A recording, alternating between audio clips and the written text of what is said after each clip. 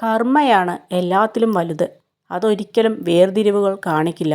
നിങ്ങൾ എന്താണ് ചെയ്യുന്നത്, നിങ്ങൾക്കതിൻ്റെ ഫലം ലഭിച്ചിരിക്കും. അതുകൊണ്ട് നന്മകൾ ചെയ്യാൻ ശ്രമിക്കുക.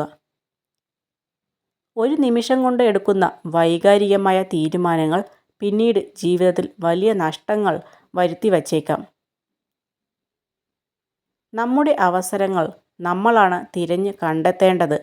ക്ഷമയില്ലാത്തവൻ എല്ലാ കാര്യത്തിലും ബുദ്ധിമുട്ട് കണ്ടുപിടിക്കും. എന്നാൽ പരിശ്രമശാലി ഏത് പ്രതികൂലാവസ്ഥയിലും അവസരങ്ങൾ കണ്ടെത്തും. വിജയം നേടുന്നവരെല്ലാം കഴിവുള്ളവർ ആയിരിക്കണമെന്നില്ല. സ്ഥിരോത്സാഹവും ക്ഷമാശീലവുമാണ് ശരാശരി കഴിവുകൾ മാത്രമുള്ളവരെയും വിജയത്തിൽ എത്തിക്കുന്നത്. പണം കണ്ടുവരുന്ന സ്നേഹത്തിന് വില വേഗം കുറഞ്ഞു പോകും. മുഖം നോക്കി വരുന്ന സ്നേഹത്തിന് ഭംഗി വേഗം കുറഞ്ഞു പോകും.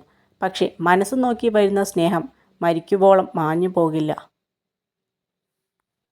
ജീവിതത്തോട് വെറുപ്പ് തോന്നാൻ 1000 കാരണങ്ങളുണ്ടെങ്കിലും ഇന്നല്ലെങ്കിൽ നാളെ എല്ലാം ശരിയാകും എന്ന ഒരേയൊരു ചിന്ത മതി ജീവിതം മുന്നോട്ട് കൊണ്ടുപോകാൻ.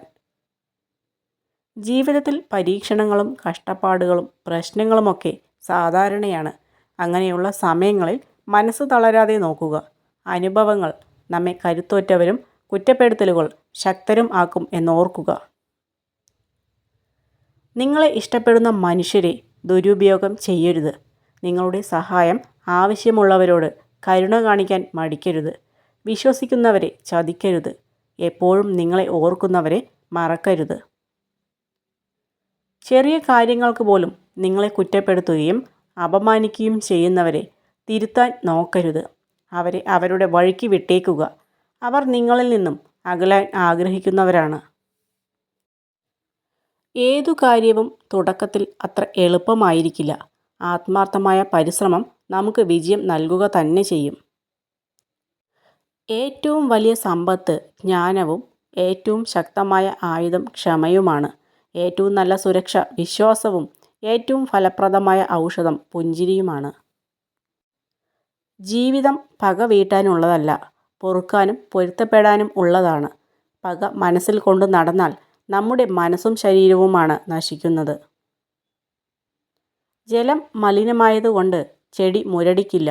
നിങ്ങളുടെ പുരോഗതിയെ തടയാൻ ആരുടെയും നിഷേധാത്മകമായ വാക്കുകൾക്ക് സാധിക്കുകയില്ല. എപ്പോഴും സന്തോഷമുള്ളവർ ആയിരിക്കണം എങ്കിൽ ആരിൽ നിന്നും ഒന്നും പ്രതീക്ഷിക്കാതിരിക്കുക. പ്രതീക്ഷകളാണ് വേദനിപ്പിക്കുന്നത്. ജീവിതത്തിൽ ബുദ്ധിമുട്ടുകൾ ഉണ്ടാകുമ്പോഴാണ് കൂടെ നിന്നവരിൽ പലരുടെയും മുഖംമൂടികൾ അഴിഞ്ഞു വീഴുന്നത് കാണാൻ സാധിക്കുന്നത്. നിങ്ങൾക്ക് നഷ്ടപ്പെട്ടതിൻ്റെ വേദനയിൽ നിന്ന് മുക്തി നേടണമെങ്കിൽ നഷ്ടപ്പെട്ടതിനേക്കാൾ കൂടുതൽ നേടാൻ ശ്രമിക്കുക.